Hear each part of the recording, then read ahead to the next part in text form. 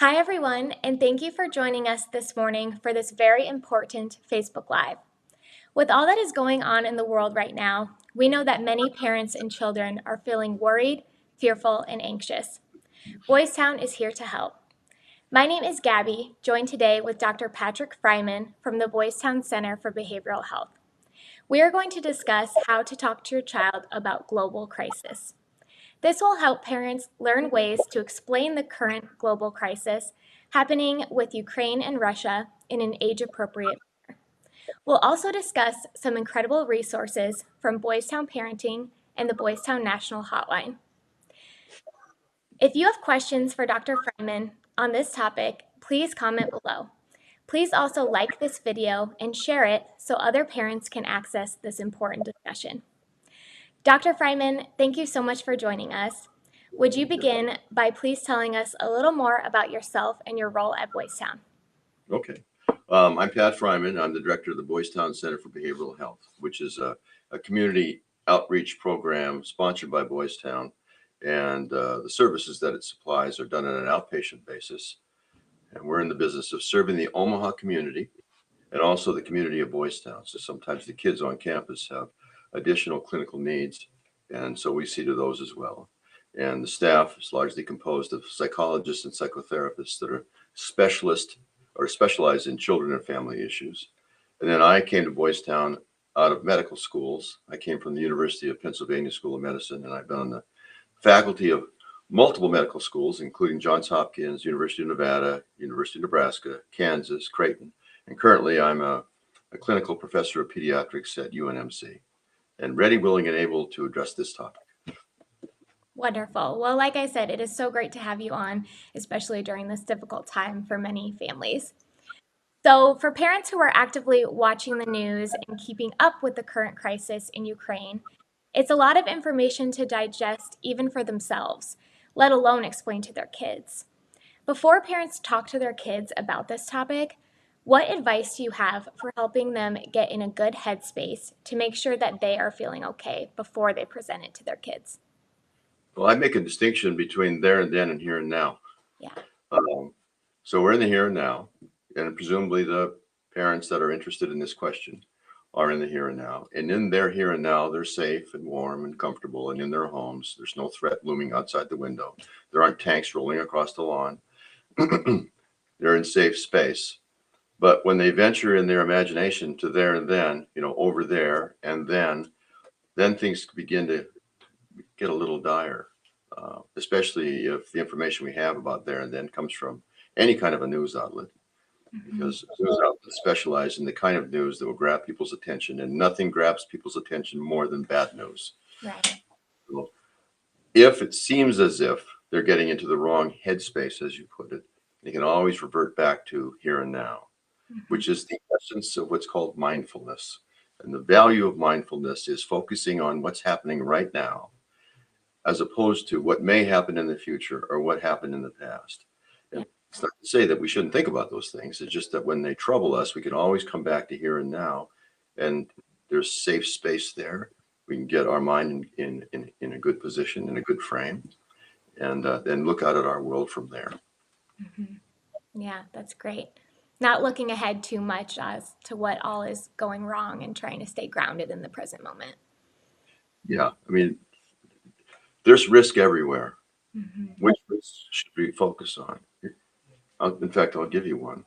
90% of the human population is infected with the Epstein-Barr virus. The Epstein-Barr virus is responsible for things like multiple sclerosis and throat cancer. Those are risks. Should we start informing children at a certain age that they're at risk for those dire conditions because they're likely to have Epstein-Barr? I don't think so. I mean, the risk is remote. It is a risk. There's risk everywhere. Which risk do you want to focus on? Or does it make sense to focus on risks that aren't immediate? So on one hand, it's really important to be well informed about what's happening in current events. But actively following the current events on a day in and day out basis would yield unpleasant emotions. And so I'd want to know, why are you doing that? Yeah. We have We have a capacity for fear. We have a capacity for anxiety. They're different in a certain way. Fear is about real things that are happening that pose a threat to us. Anxiety is about things that might happen. Uh, and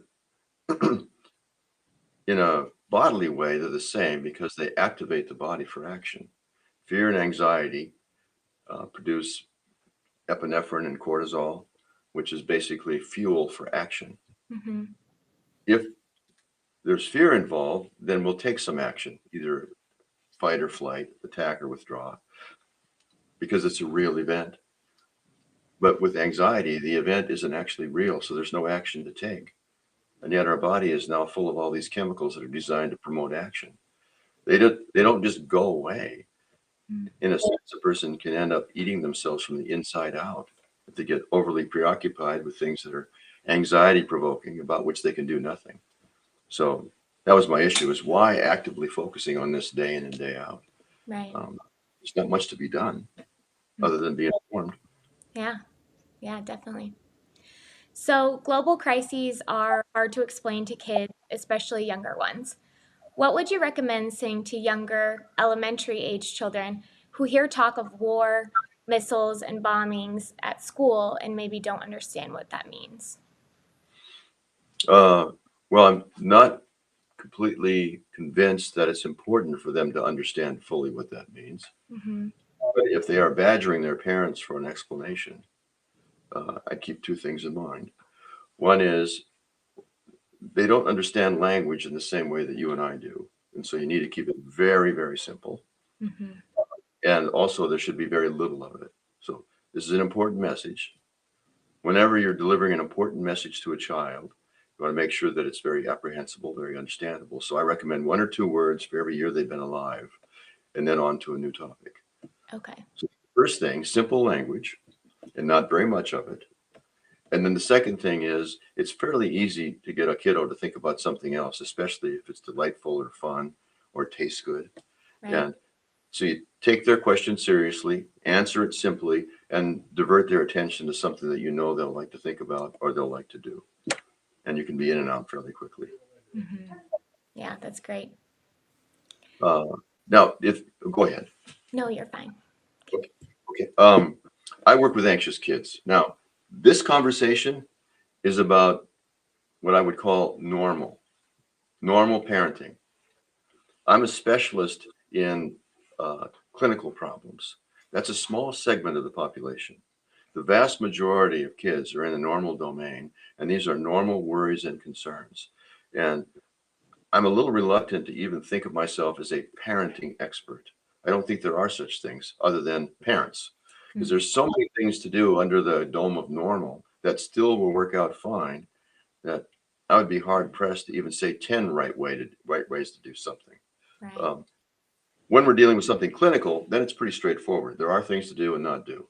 This isn't clinical. So these are just suggestions to consider. But I'm just not convinced that our children are better off if they're really well informed about any of the global crises that are occurring around the world. I want them concerned with their homework. I want them concerned with their chores. I want them concerned with their friends and their family members. I want them concerned with their teddy bears.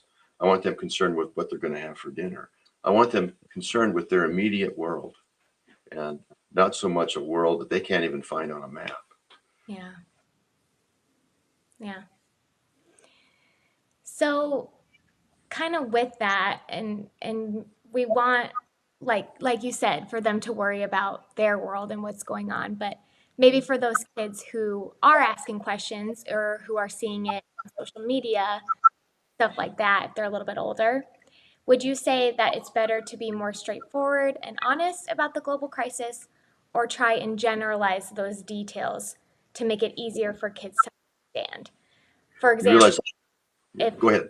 for example, if they don't want to scare their kids more by telling them those honest details of what is going on, although some parents struggle with that because they know that they shouldn't sugarcoat things, especially like what's going on now.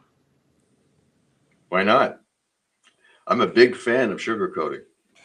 Uh, and I have a feeling that that if I were to be in a one-on-one conversation with a parent that was reluctant to sugarcoat, Yeah. I'd want to know what their thought was about Santa Claus. What was their thought about the Easter Bunny? What's their thought about the Tooth Fairy? Mm-hmm. Uh, what's their thought that they impart to their child just before the child's going to go in and have a shot? They make sure they tell them how much it's going to hurt and where they're going to poke the skin. I mean, sometimes it makes sense to sugarcoat stuff, Yeah. especially in the presence of ignorance. And that was the point I was going to make is Mm. I'm not clear exactly what's going on in Ukraine. Everything that I know, I don't really know. I've just read or heard about, and it's all kind of filtered to me through a political lens. So Yep. I'm not sure exactly what the facts are. So we know there's trouble, and the kids know there's trouble. Uh, and we know that the trouble could get worse, and the kids know that it probably could get worse. And we don't know much more than that. Mm-hmm. I'm not even sure of the extent. I know that a big plane was blown up. I guess I read that in the news this morning. And I'm not altogether clear why so much attention has been drawn to this event. It was an over the fold story in the World Herald that occupied the whole half page, as if danger were imminent right outside our front door. Mm-hmm. And it turned out there wasn't anything that was immediately threatening to us here in Omaha, yet it seemed as if it was because of the size of the story in the paper. Kids are going to respond to that. So I guess downplaying it, if you're thinking that's the same thing as sugarcoating, is probably a good idea. Okay. It might be informative to get on a map. If you got a 14-year-old that's really preoccupied with this, and they've been reading about it on TikTok or seeing about it on TikTok or reading about it in the paper, it might be informative to get out a map of the world and lay it on a desk and ask them to find Ukraine and see if they can. Mm-hmm. Now, if they can, we have to go a different direction. But if they can, now we've got them terrified about something that is occurring in a place they can't even find on a map. How dire could the threat be? Mm-hmm. And what I'm really thinking about is just ways to not sugarcoat it, but downplay its immediate effect on our lives here in Omaha Yeah. Right. or whatever city anybody's in. Mm-hmm. There's a lot to be said with concentrating on the here and now Yes. over and above the there and then.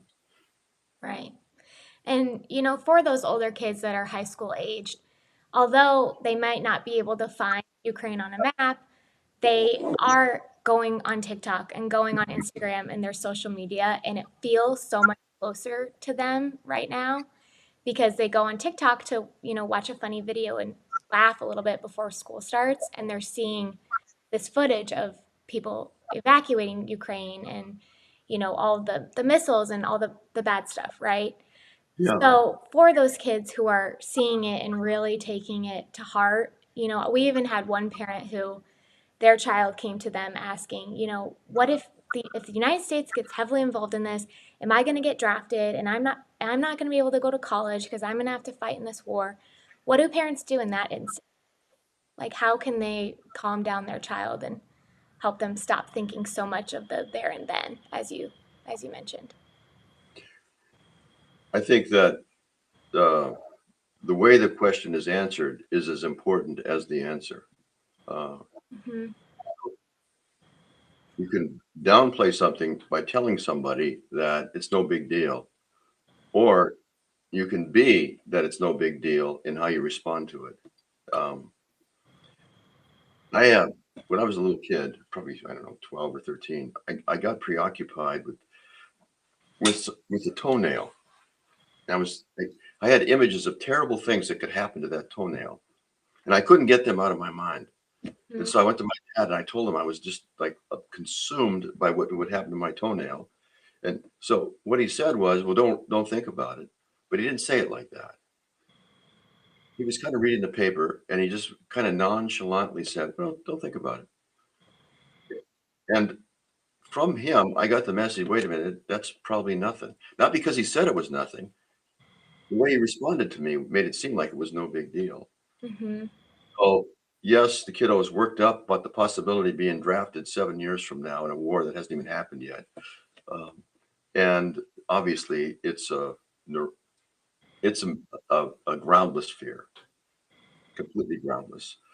Uh, you want to answer it in content, or do some version of, well, don't worry about it, but isn't it your turn to clean the cat box? Or did you get those dishes that you were supposed to do? Can you tell me about your homework? Mm-hmm. And why are you so focused on what's happening in Ukraine? What about your friends? I thought you were preoccupied with your social media profile, the likes that you were getting for all the really cool stuff you've been posting. And now you're preoccupied with the country you can't find on the map. That's interesting. How'd that happen? In an attempt to downplay the event and just gently move their attention to something else. Okay. The social media accounts, the online news programs are vying for attention. It's a scarce commodity. It's like a precious natural resource that has a limited amount, and all these companies are vying for it. And they've learned that the best way to get it is to post stuff that's perilous to our species and to us individually. And that grabs our attention. Doesn't mean the peril is actually there. It means the attempt to get our attention uses peril. Mm-hmm. That's too much for them to understand, but we need to understand that. It isn't important they think about these things, in my opinion. Yeah, yeah, definitely. So if our children haven't, let's say we have kids who have not mentioned what's going on in Ukraine at all to their parents, would you recommend still bringing it up to them just in case they're maybe holding it in and are quietly worried about it? I think it'd be better to inform them about the Epstein-Barr virus and make sure they know they're at risk. Okay. No, I really don't think that it does anybody any good to be fully aware of all the risks that are currently present in our world to us as a species and individuals. Yeah. They come up one at a time, and when they come up, they should be dealt with one at a time. But if a kid is sailing along in their own little world and they're happy and everything's going to be fine, we don't want to move them out of that world by telling them, well, don't be too optimistic about this. It's like what happens when you tell people that we've had 5 really nice days of weather. Their answer is, well, it's not going to last. Yeah. Well, okay, maybe it isn't going to last, but let's focus on the weather we're having as opposed to starting to think about the weather we might have. Mm-hmm. So if that kid is having nice weather, let's not ruin it for him. Yeah, definitely. So we have a few more questions left for those watching live. So if you have a question for Dr. Fryman related to this topic, now would be the time to leave it in the comment section to make sure we can get it answered. Great. So, we talked already about TikTok and seeing the footage that kids are seeing, that makes it feel so much more real for all of them. For the kids who are greatly upset by this and fearful, how can parents comfort them during this time? Well, it's a variation on something I already said, that their attention is driftable. Okay. And so we don't want to, I guess the technical word is invalidate their concerns or dismiss their concerns. Right. Uh, so we listen to their concerns, address them very simply, and then gently try to move their attention onto something else that's more absorbing. Because if they are very, very concerned, bear in mind, they're concerned about something that doesn't have any bearing on their immediate life. And so if it had a bearing on their immediate life, then there might be some courses of action they could execute in order to make it better. But in this scenario, there's nothing they can do that will in any way impact what's happening over in that other world. Mm-hmm. If they're preoccupied by that problem, they're preoccupied with a problem that has no bearing on their life, and they can't have any bearing on it. Right. So we want to move their attention off of that as efficiently as we can without dismissing their concerns altogether. Mm-hmm. Yeah. And for those kids who really do get fixated on what they see in the media and what they're hearing about at school, the Boys Town National Hotline is an incredible resource to share with your child. So make sure that they have that phone number in their phone. And then there is a texting line too. So I will make sure to comment those in our comment section so you can share those with your child. as well as yourlifeyourvoice.org, which is their website. And this has so many great things related to not even this, but beyond, relationships, friendships, school, everything like that. They can just go to the website, type in the search bar what their concern is, and then a whole list of additional resources will come up and are written in a way that they can understand, which is great. So wanted to share that. I think an important point to make here involves when parents should be worried. Yes, we just had a comment that was left, and it says, how can I tell if my child is struggling with this? What warning signs should I be looking for? Yeah. So what we want to see in the life of this kid is some kind of consistency. They have school hours, they have their bedtime, they have the wake up time, they have certainly a fixed number of chores they're expected to do. They have homework to complete, friends to talk with, and there's a routine to all of that is pretty consistent, and that the consistency itself is a message to the kid that everything's fine. Mhm. So if people are stressed or worried, what they're looking for is certainty. And one way you can establish certainty in the life of a kid is to keep their routines intact. But now you're watching the kid trying to determine whether or not he's so troubled that professional help might be necessary. The place to look is any serious break in that routine. Okay. So the main elements of it involve their sleeping. Are they sleeping more or less than they usually do? Their appetite. Are they eating more or less than they usually did? Their activity levels. Are they lower or higher than they usually were? And the things that they formerly liked to do, are they still doing those things, or has their interest dropped off? And if there's significant changes in any of those areas, and whatever is happening, could be what's happening online, is impacting them at a clinical level, then it might be a good idea to get some professional assistance. And that assistance, in my opinion, should first involve the pediatrician. The pediatrician is a repository of everything about children, and the best source for a first pass at any problem. And so a parent can consult with the pediatrician, find out what they might do about their child's, say, change in daily routine that's reflected about their worries. And if that works, if the pediatrician's advice works, good. Everybody goes home in a limousine. Um, but if it doesn't work, then you go to the next level and consult somebody like people that work for me. Mhm. Yeah, that's great. So we'll do one more question here before we hop off. This one's related again to social media exposure. So, should parents be limiting or removing social media access for children during this time? If so, how do we explain to my child so that they understand why it's being limited or taken away? Um, Too much of a good thing is always a bad thing. Doesn't matter what it is. Yeah. Uh, and if they don't know that by now, then buy their favorite candy and tell them to eat all of it, and then buy more and tell them to eat all of it until they get completely sick. And then you can explain to them, you love candy, but too much of it is just going to make you sick. You Right. love to be online, too much online activity is just going to fill your head with stuff that doesn't belong there. That's reason number one. Reason number two is uh, that that parents are very good about warning their children to avoid bad companions and bad neighborhoods. And so if they get a sense that their child is hanging out with bad companions or is wandering into bad neighborhoods, they'll take steps right away to limit that. Guess what the internet is? It's a huge bad neighborhood, Right. and it's filled with bad companions. Yeah. And so it definitely should be limited. That's a second reason. The third thing is parents are always looking for ways to motivate their kids. One way to tell how to motivate a kid is to watch what they do. Whatever they do and do a lot of, that's something they like to do. So if we restrict their access to that stuff until they complete stuff for us, then we have a motivating intervention. Mhm. Uh, and at a minimum, those phones should be surrendered at bedtime. I know the kids probably promise they won't turn their phone on when they get to bed. But if they're going to keep that promise, why would they insist on having the phone? Yeah. You know, and we know from experience they're not going to do that. Right. And so we want to limit the phone at bedtime. I would also limit access to the phone until all expectations are met. Mhm. First your vegetables, then your dessert. First your chores, then your phone. First your homework, then your phone. Right.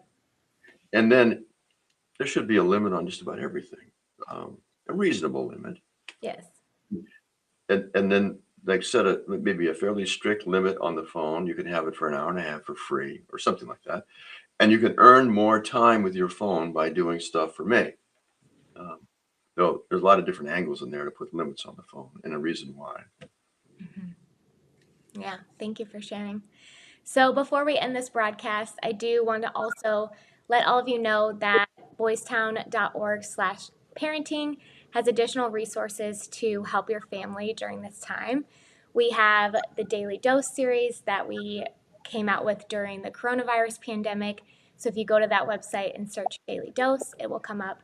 There are over 50 days of mental health and other resources that can help you during this time. There's also a guide to crisis, which I will make sure to link in the comment section. And this really ties in with what is happening right now and how to help your child cope with what they're seeing on the news and hearing at school, everything that Pat and I just discussed. So I'll make sure to share those with you. Dr. Fryman, thank you so much for Yeah. joining us. I Yeah. think, everything you said really hits home for a lot of our families tuning in, and just reassuring them to make sure to focus on the here and now, I think is a great perspective to have during this stressful time. Good. Yeah. Thank you very much, Gabby. It was a pleasure. Yes. And if you are watching later on and it's not live, if you're watching the recorded session and you still have a question for Dr. Fryman, go ahead and comment below or send our page a message, and I'm happy to facilitate some Q&As further. So thank you so much, and everybody have a good week. Bye-bye. See you, Gabby.